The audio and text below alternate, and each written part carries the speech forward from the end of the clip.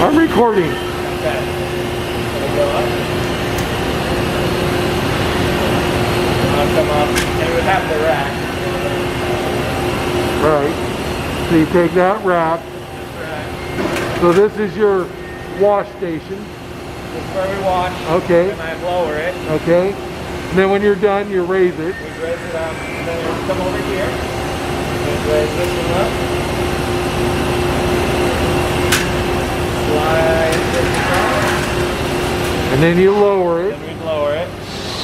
And then you lower this one. Lower this one, yeah. Bring this down. And then I'll close the lid.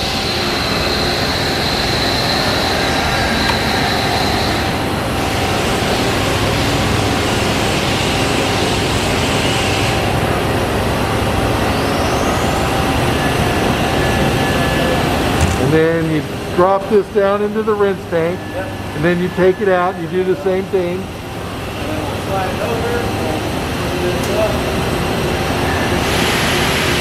And then you slide it over. I'll drop this down. And then I'll slide this down too.